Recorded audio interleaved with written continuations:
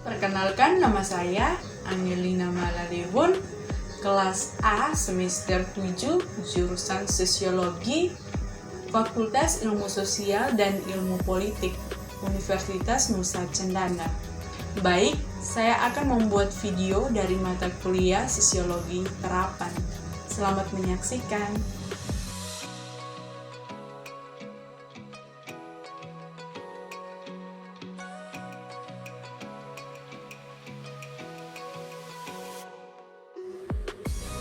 Bahasa dan berkembang di dalam masyarakat. Bahasa dapat berkembang sebab digunakan oleh manusia sebagai penutur bahasa untuk kebutuhan berinteraksi dan berkomunikasi sesuai dengan kepentingan. Kenyataannya, masyarakat tidaklah tersusun atas unsur yang homogen, tetapi memiliki heterogenitas tinggi. Artinya, masyarakat sangat beragam baik dari segi agama, status sosial, pendidikan, pekerjaan, gender, dan usia. Meskipun beraneka ragam, tuntutan interaksi dan komunikasi antar kelompok berbeda tidak bisa dihindari sebab manusia adalah makhluk sosial. Selanjutnya, interaksi dan komunikasi tersebut mengharuskan penggunaan bahasa yang bermakna dan mudah dipahami antar penutur dari kelompok yang berbeda. Tidak hanya itu, kelompok-kelompok masyarakat penggunaan bahasa yang sering menggunakan khususnya bahasa yang mewakili karakteristik kelompoknya. Kekhususan bahasa tersebut sering hanya diketahui oleh pengguna bahasa dari kelompoknya saja. Sedangkan penutur dari kelompok lain tidak tahu. Misalnya, bahasa yang digunakan oleh anak remaja atau usia SMP, SMA terkadang tidak dipahami orang dewasa. Sebab kecenderungan menggunakan kosakata khususnya sesuai dengan tingkat usia remaja.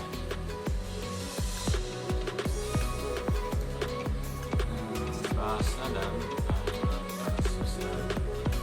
Bentuk-bentuk bahasa yang ada dalam masyarakat berdasarkan kacamata sosiologi linguistik sangat dipengaruhi oleh faktor sosial.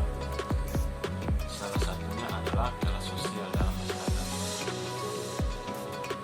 Sumarsono menjelaskan bahwa kelas sosial mengacu pada golongan masyarakat yang punya kesamaan tertentu dalam bidang kemasyarakatan seperti ekonomi, pekerjaan, pendidikan, kehidupan, bahkan sebagai dan sebagainya. Di sisi lain juga Thomas dan Waring juga menambahkan bahwa jika pembicaraan kelas sosial dikaitkan dengan tinggi dan rendah kelas, dapat diasumsikan bahwa masyarakat dapat distratifikasi berdasarkan kelas. Artinya, anggota masyarakat dapat dikelompokkan pada lapisan sosial tertentu berdasarkan pertimbangan kesamaan dan kesetaraan yang menunjuk pada lapisan sosial yang tinggi. Dan juga rendah. Secara umumnya dalam kelas sosial ini dibicarakan masalah kelas tinggi, menengah, rendah ataupun kelas pekerja. Jadi pendapat dari Sumarsono dan Thomas serta Waring itu tidak terlalu beda. Maksudnya hanya perlu digarisbawahi persamaan kedua itu pada intinya masyarakat kelas sosial merupakan kelompokan masyarakat yang mempunyai kesamaan dan kesetaraan pada lapisan dan dalam bidang-bidang tertentu. Akibatnya dikenal istilah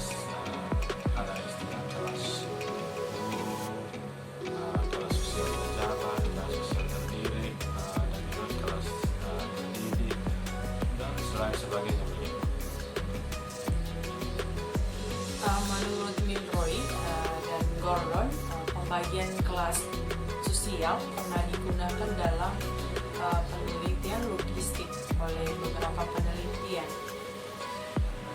Dan beberapa penelitian itu menggunakan pembagian kelas sosial yang berbeda-beda. Dalam tulisan pembagi kelas sosial dari Labov dan tahun 1966, William Labov menerbitkan hasil penelitian dengan tutur kota New York yang berjudul Lapisan Sosial Bahasa Inggris di Kota New York. Labov dalam penelitiannya membuktikan bahwa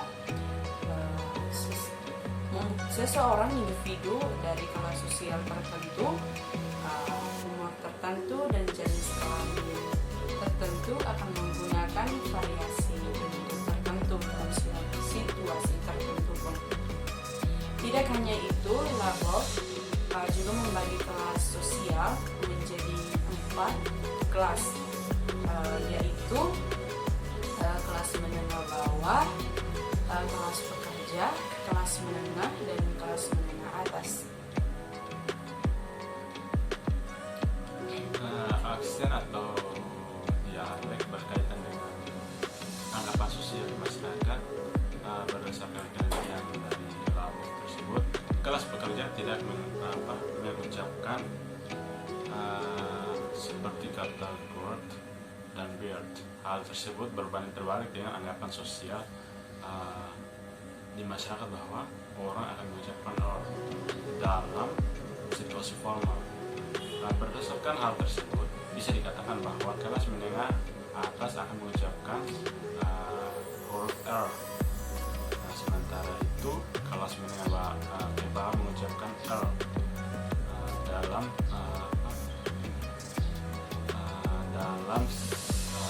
situasi formal.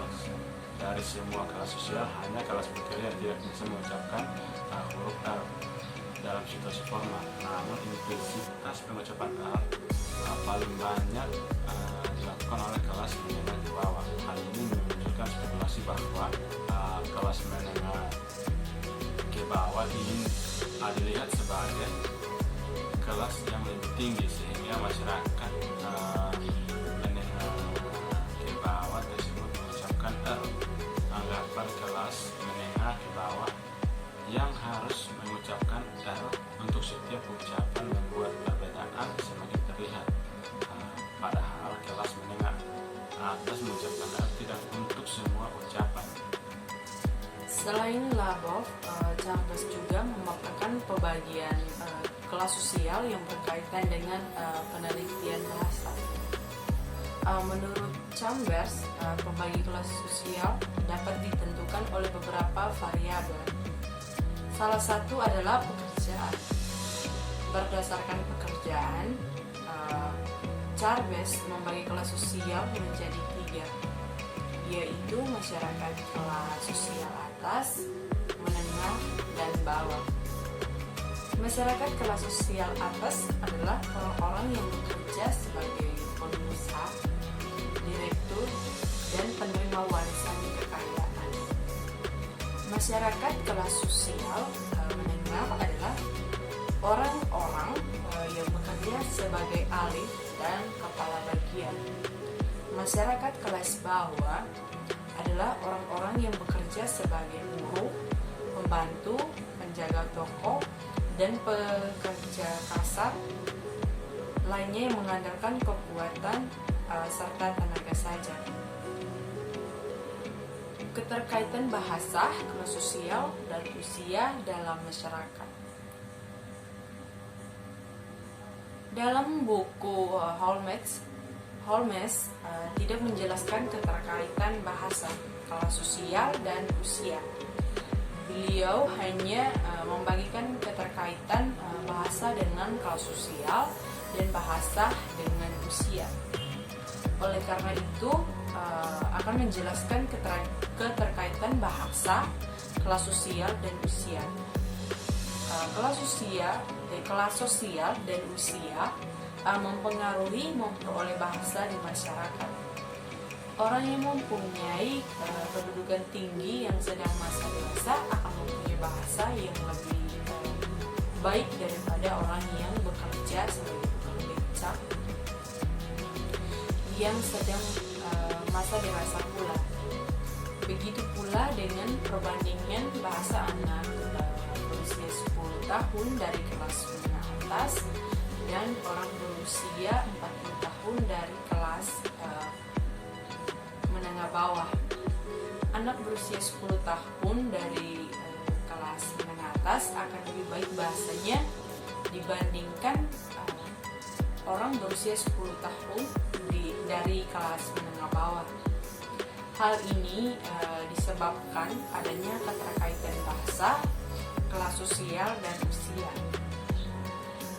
Selain itu, hal tersebut juga disebabkan lingkungan anak usia 10 tahun dari kelas menengah atas yang mengucapkan bahasa dengan baik sehingga anak tersebut mendapat memperoleh bahasa yang baik, sedangkan orang berusia 40 tahun dari kelas menengah bawah akan mengucapkan bahasa yang kurang baik karena lingkungan yang mengucapkan bahasa yang kurang baik.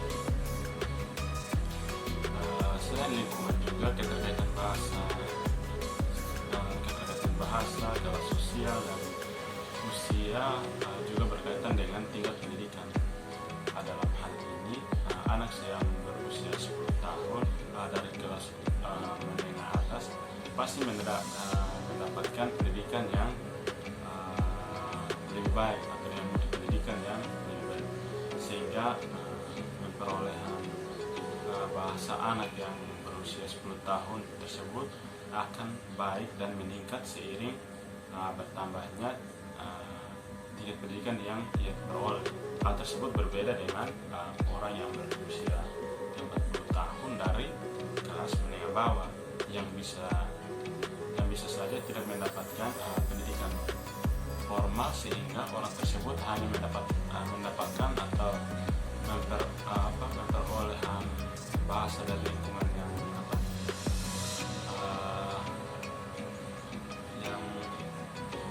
bahasanya kurang baik. Bahkan jika anak yang 10 tahun dari kelas menengah atas dibandingkan dengan orang yang berusia 10 tahun dari kelas menengah bawah, bisa saja bahasa anak 10 tahun akan lebih baik daripada orang yang berusia 40 tahun. Padahal seharusnya jika dilihat dari usia orang yang 40 tahun akan lebih baik dalam berbahasa, tapi ada perbedaan kelas juga bisa membuat pemerolehan bahasa yang baik itu tidak didapatkan oleh orang tersebut. Jadi faktor terkaitan bahasa dengan bahasa, kelas sosial dan usia adalah mungkin dengan karena jaringan sosialnya juga. Jaringan sosial itu merupakan keterkaitan orang dengan orang lain yang menyebabkan mereka saling berinteraksi satu sama dengan yang lain dalam konteks tertentu. Kelas sosial merujuk pada pembedaan peringkat atau tingkatan antara individu-individu dalam sebuah masyarakat. Secara umum, kelas sosial ditentukan oleh tingkat pendapatan, pendidikan, dan kekuasaan. Gitu. Jadi biasanya kelas sosial itu ada golongan atas, golongan menengah, dan golongan bawah. Itu. Oke gengs, tadi kita udah belajar status peran dari kelas sosial di masyarakat, dari mulai definisi sampai contoh-contohnya. Ternyata peran sosial bisa juga ya nimbulin konflik di diri individunya. Makanya kita harus benar-benar siap gengs kalau mau mengemban peran baru di kehidupan kita. Kayak tadi, misalkan pernikahan, atau mau jadi pemimpin suatu organisasi dan